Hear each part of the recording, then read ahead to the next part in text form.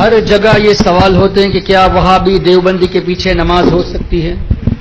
سب کے پاس یہ مسائل آتے ہیں اور لوگ کنفیوز ہوتے ہیں.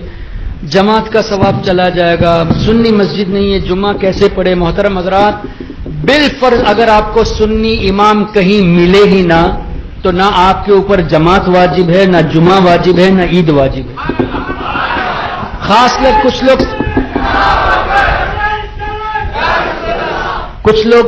کئی لوگ میسج کرتے ہیں سعودی سے، کویت سے کہ حضرت یہاں سنی مسجدیں نہیں ملتی، ہم جمعہ کیسے پڑھے، عید کیسے پڑھے؟ تو ہمارا سمپل سا جواب، امام سنی نہیں تو نہ جماعت واجب، نہ جمعہ واجب، نہ عید واجب. جو چیز تم پر واجب ہی نہیں ہے اس کے پیچھے تم لڑتے کیوں جاتے ہوئے؟ اچھا، پھر دوسری بات یہ ہے، میں نے یہ جو جملہ کہا وہ سمجھانے کے لیے کہہ رہا ہوں، اللہ تعالیٰ معاف کرے میری غلطی ہوئی ہو تو. ہم ان کے پیچھے صرف اور صرف اس لیے نماز نہیں پڑھتے کہ انہوں نے ہمارے آقا کو اپنے جیسا بشر بتایا. یہ ہے نا، یہ کہتے ہیں کہ اللہ نے نبی کو غیب نہیں دیا، اللہ نے نبی کو طاقت نہیں دی، نبی ہمارے جیسے بشر ہے. حضور علیہ السلام کی تعظیم ایسے کرو جیسے بڑے بھائی کی کرتے ہو، جیسے گاؤں کے چودھری کے کرتے ہو. اسماعیل دہلوی کا نام سنا ہے آپ نے؟ وہابیوں کا امام. اس نے تقویت الایمان میں لکھا کہ اللہ کے نزدیک کسی نیک بندہ کوئی بھی ہو، کتنا ہی چہیتا بندہ ہو یا کتنا ہی عظیم فرشتہ ہو، کوئی بھی ہو، اللہ کے نزدیک چپل سینے والے کی قدر بھی اس کی نہیں. چمار سے بھی زیادہ ذلیل ہے. اب نبی کو، فرشتے کو، ولی کو چمار سے زیادہ ذلیل، اللہ کے نزدیک چمار سے زیادہ ذلیل ہے. مطلب چمار کی عزت نبی سے زیادہ ہے. یہی کہنا چاہتا ہوں. جو آدمی اپنے نبی کے بارے میں، جن کا کلمہ پڑھتے ہیں، ان کے بارے میں یہ کہے کہ چمار سے زیادہ ذلیل ہے، اس کو تم کیسے امام بناؤ گے یار؟ ذرا سوچئے کیسے امام بناؤ گے؟ پھر یہ کہنا کہ نہیں 27 درجہ ثواب ہے، مکہ شریف میں ایک نیکی کا 1 لاکھ تو 27 لاکھ کا ثواب مس ہو جاتا ہے. ارے محترم، نبی کی عظمت کی وجہ سے ہم ان کے پیچھے نماز نہیں پڑھتے. صحیح ہے کہ نہیں؟ صرف نبی کی محبت میں ان کے پیچھے نماز نہیں پڑھتے. ارے وہ لاکھ ثواب بھی نبی ہی کے صدقے میں ملا ہے. نبی نے فرمایا تبھی جماعت کا ثواب زیادہ ہے. ارے جس نبی کی عظمت کے صدقے میں تم اس ثواب کو چھوڑتے ہو، اللہ 27 لاکھ نہیں چاہے تو 27 کروڑ عطا فرما دے گا. کیونکہ اللہ کے حبیب کی محبت میں تم نے اکیلے نہیں نماز پڑھی. تو اکیلے نماز پڑھیے اس امید پر کہ یا اللہ تیرے حبیب کے گستاخوں کے پیچھے نماز پڑھ کر ہم اپنے ایمان کو برباد نہیں کرنا چاہتے، اس لیے ہم نے اکیلے نماز پڑھی.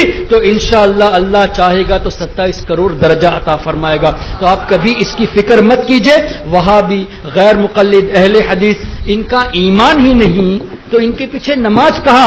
پھر آپ نے ان کو امام بنا لیا تو اس کو مقتدا، پیشوا، مسلمان مان لیا. اور جس کا عقیدہ حد کفر تک پہنچ گیا، جس کا عقیدہ کفریہ ہے، اس کو مسلمان ماننا ہی خود کفر ہے.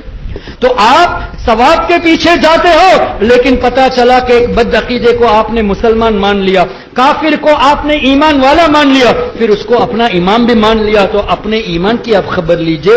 تو سیفٹی تو اسی میں ہے کہ آپ سنی امام نہ ملے تو نماز اکیلے پڑھے، اور اگر آپ 3-4 لوگ ہوں تو آپ آپس میں جماعت کر کے آپ جماعت کا ثواب حاصل کر لیجئے. ہرگز وہابی کے پیچھے مت پڑیے. کوئی یہ بھی کہتا ہے کہ نہیں کچھ مسجدیں ایسی ہوتی ہیں جہاں ہم کو پتہ نہیں کہ امام سنی ہے یا وہابی ہے، سنی ہے یہ دیوبندی ہے، ہم کو پتہ نہیں. تو ایسی جگہوں پہ ہم کیا کریں؟ تو احتیاط تو یہی ہے کہ ایسی جگہ پہ بھی اکیلے ہی نماز پڑھے. اس لیے کہ اللہ نے ہمیں عقل دی ہے، ہم عقل سے سوچ سکتے ہیں. آپ اس مسجد میں جب کبھی جاؤ تو دیکھو کہ مقتدیوں کے چہرے کیسے ہیں، نورانی چہرے یا ایسے ہی ہے، وہ تو آپ پہچان کر سکتے ہیں نا. آپ مجھے سچے دل سے بتائیے، آپ گوگل میں جا کے سنی علماء کے نام کو پیش کر دیجئے، کیسے کیسے نورانی چہرے آپ کو نظر آئیں گے. اور اسی طرح آپ جو ہے نا کچھ وہابیوں کے نام ٹائپ کر دیجئے، ناصر الدین البانی ٹائپ کر دیجئے، ابن عبد الوہاب نجدی نام ٹائپ کر دیجئے، عثیمین کا نام ٹائپ کر دیجئے. آپ کو ایسے سڑے ہوئے چہرے، آنکھ بند کیے ہوئے، بالکل بلائنڈ چہرے نظر آئیں گے. اس سے کیا پتہ نہیں چلتا کون ایمان والا ہے، کس کے دل میں محبت رسول ہے. آپ ہمارے شہباز ہندوستان کا چہرہ دیکھ لیجیے، تاج الشریعہ کا چہرہ دیکھ لیجیے، آپ ہمارے مفتی مجیب اشرف صاحب کا چہرہ دیکھ لیجیے. دیکھ کے ایمان میں تازگی پیدا ہوتی ہے. اور ان کے چہرے دیکھتے ہیں تو گھن محسوس ہوتی ہے. تو آپ ان کی نعرہ رسالت علماء اہل سنت. اور یہ تو امام کی بات ہوئی. آپ عوام کو بھی دیکھیے کہ کہیں بڑے بھائی کا کرتا اور چھوٹے بھائی کا پیجامہ تو نہیں ہے, کہیں ماتھے پہ شامی کباب تو نہیں ہے, کہیں مونچھیں جو ہے نا نکال تو نہیں دی, ٹکلا تو نہیں. یہ ٹکلا ہونا, مونچھیں نکال دینا, یہ ان کی علامت حدیث میں بیان ہے. آلریڈی ہمارے آقا نے ان کی علامتیں بیان کر دی. تو اگر آپ پہچان ان سے گفتگو کر کے نہیں کر پاتے تو چہرے اور لباس کو دیکھ کے کم سے کم اپنے ایمان کو سنبھالیے. اور احتیاط اسی میں ہے, پہچان نہ بھی کر پاؤ جب تک کنفرم نہ ہو کہ یہ عاشق رسول ہے, تب تک ان کے پیچھے نماز ہرگز نہ پڑھے.